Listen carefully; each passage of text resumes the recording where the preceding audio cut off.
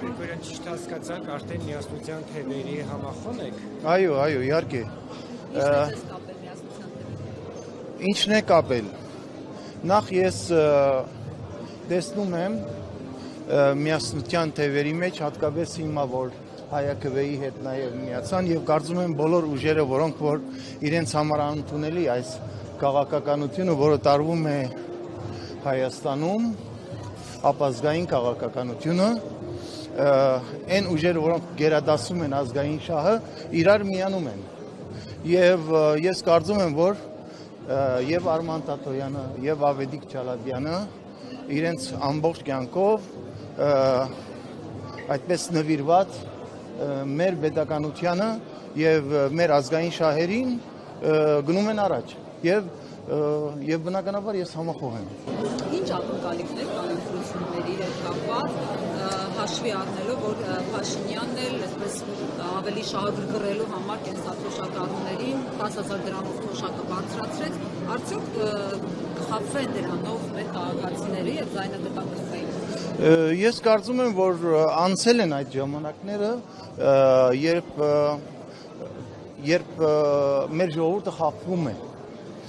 Բայց նաև պիտի ասեմ, որ կենսաթոշակների հետ կապված հատկապես հիմա իմ պատկերացմամբ եւ իմ ընկալմամբ ամբողջությամբ տեղավորվում է ընդրակաշարքի կոնտեքստի, այո, դրամաբանության մեջ, ինչու հիմա, չնայած որ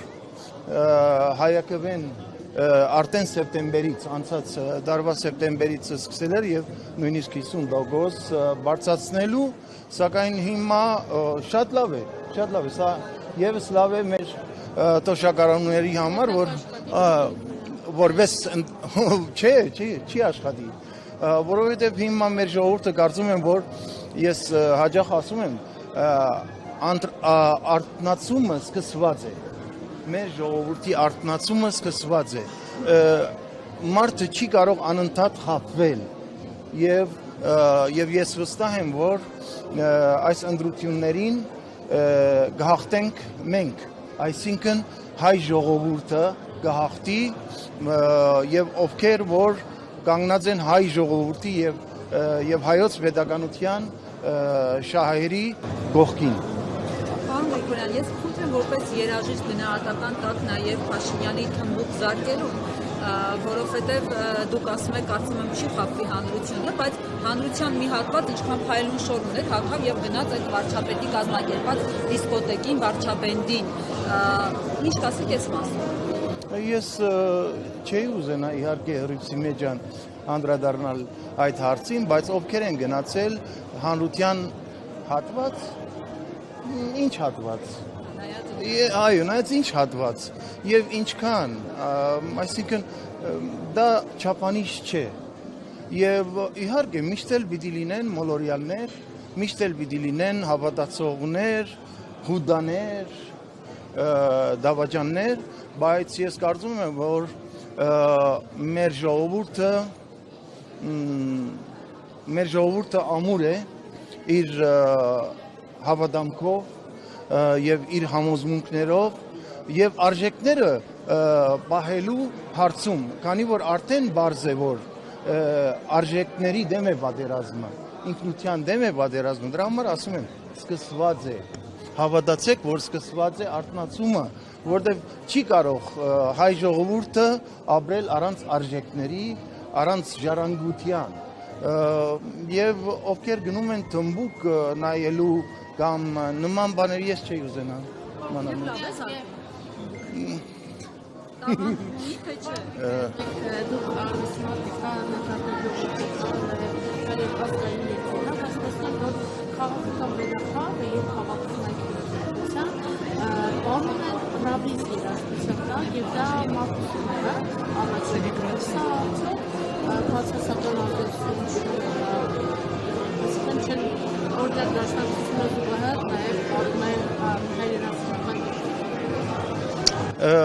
Ընդհանրապես ես ուզում եմ զգուշացնել բոլորին, ովքեր ամբիոնային հնարավորություն ունեն, ովքեր բեմի հնարավորություն ունեն, թող զգուշ լինեն, որովհետև մեր ժողովուրդը շատ լավն է։ եւ եթե այսօր մեր ժողովուրդը ինչ որ չափով մենք խոսեցինք, որ մոլորության մեջ է, բայց արտնացումը սկսված է, դրանում նաեւ մենք ենք բոլորս ենք մեղավոր։ Մենք ինչ ենք տալիս մեր ժողովրդին եւ հետո մեղադրում ենք մեր ժողովրդին, նույնիսկ եթե ասեմ երաժիշտների իմաստով, արվեստի մոտ կանգնած մարդկանց, երկիչների, դուք ինչ եք տալիս եւ այսօր ինչի եք ասում, որ ժողովուրդը սրա պահանջ ունի։ Ոչ, մենք պատասխանատվությունից պիտի չխուսափենք։ Ամեն մեկս պետք է իր տեղը ունենա եւ այդ տեղը պետք է ծառայեցնի մեր ազգային եւ պետական շահերին։ Ազգային մշակույթը պահելը, պահպանելը յուրաքանչյուրիս գործն է եւ դրա համար մենք պետք է ծառայություն մատուցենք, ոչ թե ասենք օգտագործենք այդ շնորհքը, որը որ աստվածատուր է, մեր անձնական խնդիրները լուծելու